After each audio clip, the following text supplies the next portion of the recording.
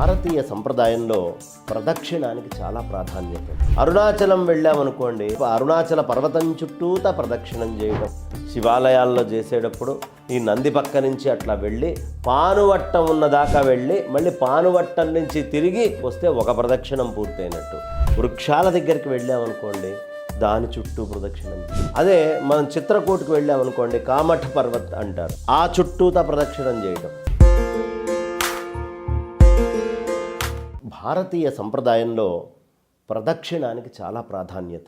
ఎక్కడికి వెళ్ళినా, ఏ క్షేత్రానికి వెళ్ళినా, ఏ చెట్టు దగ్గరికి వెళ్ళినా, ఏ మహత్తరమైన పర్వతాల దగ్గరికి వెళ్ళినా, నదుల దగ్గరికి వెళ్ళినా, వివాహమైన తర్వాత స్త్రీ పురుషులు ఇరువురు కూడా అగ్నిహోత్రం చుట్టూ ప్రదక్షిణం చేసిన, ఎక్కడైనా ప్రదక్షిణము అనేది భారతీయ సనాతన సంస్కృతిలో ఒక భాగముగా ఉంది.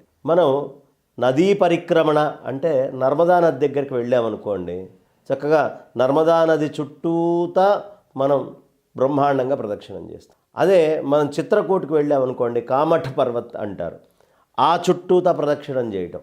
అరుణాచలం వెళ్ళామనుకోండి, అరుణగిరీశ్వరుడి యొక్క ఆ అరుణాచల పర్వతం చుట్టూతా ప్రదక్షిణం చేయటము అనేది ఒక సంప్రదాయం. ఓ రావి చెట్టు దగ్గరికి వెళ్ళామనుకోండి, మర్రి చెట్టు దగ్గరకో, జమ్మి చెట్టు దగ్గరకో, వృక్షాల దగ్గరికి వెళ్ళామనుకోండి, దాని చుట్టూ ప్రదక్షిణం చేయాలి. అలాగే క్షేత్రానికి వెళ్ళినప్పుడు కూడా క్షేత్రము చుట్టూ ప్రదక్షిణం అని చేస్తాం. అది ఎలా చేస్తాము అంటే క్లాక్ వైజ్గా ఇలా చక్కగా సక్రమమైనటువంటి పద్ధతిలో ప్రదక్షిణం చేస్తాం. అంటే తూర్పున మనం పశ్చిమాన్ని చూస్తే దక్షిణం మీదుగా తిరుగుతూ వెళ్ళి మళ్ళీ పశ్చిమం ఉత్తరం పూర్తి చేసుకొని తూర్పుకు రావడం, తూర్పు వైపుకు వచ్చేయడం ఏదైతే ఉందో, మళ్ళీ పశ్చిమం చూసేట్టు రావడం ఏదైతే ఉందో అది ప్రదక్షిణము. ఈ ప్రదక్షిణం చేయటం వల్ల ప్రయోజనం ఏమిటి అంటే, ఏది మనం చేస్తున్నామో కార్యక్రమం, దానికి సంకల్పంతో బద్ధులమై మేము ఇదిగో నీ చుట్టూ తిరుగుతున్నామయ్యా, మా పనిని పూర్తిగా మాకు చేసి పెట్టు, మా పని యొక్క సంపూర్ణత మాకు కావాలి, నీలో ఉన్న తేజస్సు మమ్మ ఆవహించుగాక అనే ఉద్దేశంతో మనం ప్రదక్షిణం చేయాలి. మరి దేవాలయం చుట్టూ చక్కగా యంత్రాలను తెచ్చాం, ఓ 10,000 1,00,000 జపం చేసి ఆ జపము చేసినటువంటి జపాన్నంతా కూడా ధారపోస్తాం ఆ యంత్రాలకి కానీ, లేకపోతే అక్కడ ఉండే మూలమూర్తికి కానీ. ఈ ధారబోసినటువంటి జపము అభిషేకము చేసినటువంటి దాన్ని భూమిలో పాతి పెడతాం. వాడేదేమిటి? రాగి కానీ, వెండి కానీ, బంగారం కానీ, ఇత్తడి కానీ మనం వాడతాం. ఈ 4 పదార్థాలు కూడా ఏ ఎక్స్పెరిమెంట్ చేసినా గోల్డ్, సిల్వరు, బ్రాంజు, కాపరు అనేవే క్యాథోడ్స్, యానోడ్స్ కింద ఈ రోజుకి వాడటం సంప్రదాయం ఉంది. మరి అది మన పూర్వపు ఋషికి ఏనాడు ముందు తెలుసో తీసుకొని వెళ్ళి ఆ జపము అనుష్ఠానం చేసినటువంటిది ఖచ్చితంగా ఆ స్థలాన్ని మొత్తాన్ని వాస్తు ప్రకారం 9 భాగాలుగా కొలిచి, ఎక్కడ శిరోభాగం వస్తుందో, శిరస్సుగా ఉంటుందో, ఎక్కడ పరమాత్మని మనం ప్రతిష్ఠ చేస్తామో ఆ కింద, ఏది నాభి అయి ఉంటుందో అంటే ధ్వజస్తంభం నిల్చొనుందో ఆ ధ్వజస్తంభం కింద, గాలి గోపురాల కింద, 4 ద్వారాల కింద, అన్ని చోట్ల కూడా మనం మంత్రముతో చెప్పిన ఈ యంత్రాలని దిగ్బంధం చేస్తాం. భౌతికంగా స్వామి ఎప్పుడూ నీ చుట్టూతే తిరగాలి తప్ప ఈ ప్రాపంచికమైన విషయాల చుట్టూతా నేను తిరగకూడదు, నేను నీ చుట్టూతానే తిరగాలి అని చేయటం ఒక ప్రదక్షిణం అయితే, రెండో ప్రదక్షిణం ఈ మొత్తము యంత్రాల చుట్టూ మనం అలా ఒక పద్ధతిలో తిరిగినప్పుడు ఆ ప్రదక్షిణములో ఆ ప్రాంతంలో ఉండేటటువంటి శక్తి మొత్తాన్ని సప్రదక్షిణంగా తిరిగితే మన శరీరము గ్రహించుకోవడానికి యోగ్యంగా తయారవుతుంది. ఎలా అయితే భూమి నిరంతరము సూర్యనారాయణమూర్తి చుట్టూ తిరగడం వల్ల మాత్రానే తన ఉనికిని, ఈ జీవాన్ని, దీన్నంతా కాపాడుకుంటోందో, మనిషి పరమాత్మ చుట్టూ తిరగడం వల్ల, భగవంతుడి చుట్టూ తిరగడం వల్ల, ప్రకృతి చుట్టూ తిరగడం వల్ల మాత్రమే తన ఉనికిని కాపాడుకుంటూ తన జీవాన్ని కాపాడుకుంటున్నాడు అని గుర్తు చేసేటటువంటిదే ప్రదక్షిణం. ప్రకృష్టమైనటువంటి కార్యక్రమం అది, చాలా మహత్తరమైంది.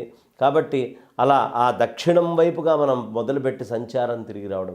ఇదే ప్రదక్షిణం శివాలయాల్లో అలా చేయకూడదు. శివాలయాల్లో చేసేటప్పుడు ఈ నంది పక్క నుంచి అట్లా వెళ్ళి పానువట్టం ఉన్నదాకా వెళ్ళి మళ్ళీ పానువట్టం నుంచి తిరిగి ఇలా ఇంకో ప్రదక్షిణం చేసి మళ్ళీ ఇటువైపు పానువట్టం దగ్గరకు వస్తే ఒక ప్రదక్షిణం పూర్తయినట్టు. మళ్ళీ అలా వెళ్తే 2, అలా 3 ప్రదక్షిణాలు చెయ్యాలి అని 3 11 మన శక్తిని కొద్ది చెయ్యాలి అని.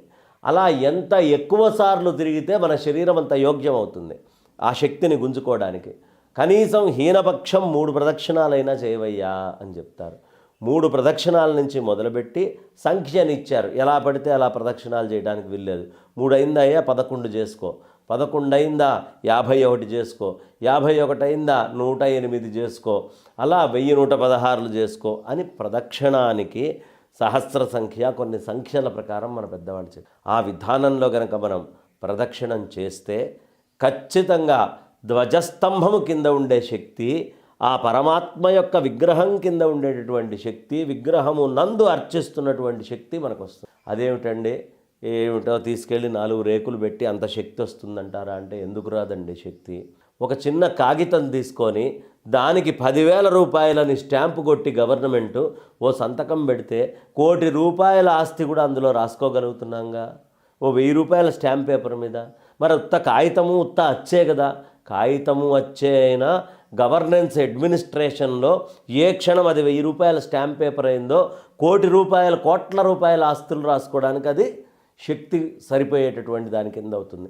అలాగే ఈ సృష్టి రచన చేసినటువంటి పరమాత్ముడు మంత్రము అనేటటువంటిది ఒకటి పెట్టి ఆ మంత్ర అనుష్ఠానం అక్కడ చేస్తే భౌతికంగా ఇది ఇంత శక్తి సంపన్నం అవుతుంది అని మనకి చెప్పేటట్టుగా ఆ విగ్రహాలన్నిటినీ నియమించటం, నిర్ణయించటం, చుట్టూతా దేవతా వృక్షాలని వేయడం, ఆ దేవతా వృక్షాలు, ఇక్కడ స్వామివారి అభిషేక ద్రవ్యాలు, చక్కటి వస్త్రాలు, అన్నీ స్నానం చేసి శుభ్రంగా వెళ్ళే వస్త్రాలు, ఇవన్నీ మనం ధరించి, ఇవన్నీ పాజిటివ్ ఎనర్జీస్ ఇచ్చేవి. వీటన్నిటితోటి ఓ ప్రదక్షిణం చేస్తే ఎంత శక్తి శరీరం తీసుకుంటుందండి. శక్తి లేకపోతే ఈ శరీరం పనిచేయదు. నా చెయ్యి ఇలా పైకి లేస్తోంది అంటే నా లోపల శక్తి కావాలి, నా మైండ్ ఆర్డర్ ఇవ్వాలి. ముష్టి ఫోన్ ఒకటి కొనుక్కుంటేనే అది ఛార్జింగ్ పెట్టకపోతే మరుసటి రోజుకి పనిచేయట్లేదే. మరి ఈ శరీరము ఇన్ని మాట్లాడుతూ, ఇంత మాట్లాడుతూ, ఇన్ని పనులు చేస్తూ, ఇన్ని రకాలైనటువంటి దృశ్యాలను చూస్తూ, ఇన్ని రకాలైనటువంటి శబ్దాలను వింటూ, ఇది ఇంకా జీవించి దానంతట అది శక్తిని సముపార్జించుకుంటోందనేగా. శక్తి లేకపోతే ఈ పనులు చేయమని మనకు అర్థమవుతోందిగా. ఈ శక్తి ఎక్కడి నుంచి వస్తుంది, ఈ శక్తి అధికంగా మన శరీరంలో సంపాదించాలంటే ఎలా అని తెలిసినటువంటి ఋషి మనకి ఈ క్షేత్రాల చుట్టూ, నదుల చుట్టూ, వృక్షాల చుట్టూ వాటిలో ఉండే శక్తిని మనం గ్రహించుకుండేట్టుగా ఉండాలి అంటే ఈ నడక, ఈ ప్రదక్షిణము ఇవన్నీ చెప్పారు. ఇది ఒక ఎక్సర్సైజ్ కింద కూడా పనికొస్తుంది. కాబట్టి ప్రదక్షిణము అనేది మనం చేద్దాం, పిల్లలతోటి ప్రదక్షిణాలు చేయిద్దాం. ఆ ప్రదక్షిణాలు చేసి మన లోపల ఆరోగ్యాన్ని, మన లోపల శక్తిని అన్ని విధాలా గ్రహించుకొని పరిపుష్టమైన బలంతో మనం అందరము తయారవ్వాలి. అలా తిరిగితే ఖచ్చితంగా పరమాత్ముడు అనుగ్రహిస్తాడు. శంకరాచార్యులు వారు, అయ్యా అంతటా నిండి ఉన్న పరమాత్మ చుట్టూ నేనేం ప్రదక్షిణం చేస్తాను, నేను ఎక్కడెక్కడ అడుగులు వేస్తే అవన్నీ నా శంభో తవారాధనం, ఇవి నీ ఆరాధనలే అనుకో, నీ ప్రదక్షిణమే అనుకో అని చెప్పారు. కాబట్టి ఈ భూమి మీద వేసే ప్రతి అడుగు ఆ అమ్మకి ప్రదక్షిణమని భావించి ఎవడు వేస్తాడో వాడు ధన్యుడు. అలా భగవంతుడైనా ఎవరైనా ప్రదక్షిణం చేస్తే వాళ్ళ శక్తిని మనకి సమర్పిస్తారు. పెద్దల చుట్టూ తిరుగుతూ ఉండు, భగవంతుడి చుట్టూ తిరుగుతూ ఉండు అంటే మన పని ఏదైనా ఉన్నప్పుడు ఆ పని సాధించడానికి చుట్టూ తిరగాలి అనే సంకేతం కూడా ఇక్కడ మనకి ఈ ప్రదక్షిణాల రూపంలో ఇవ్వడం జరుగుతోంది. కాబట్టి అందరము ప్రదక్షిణం చేద్దాం, ఆరోగ్యంగా ఉందాం, పరమాత్మ యొక్క కృపకి పాత్రులమవుదాం.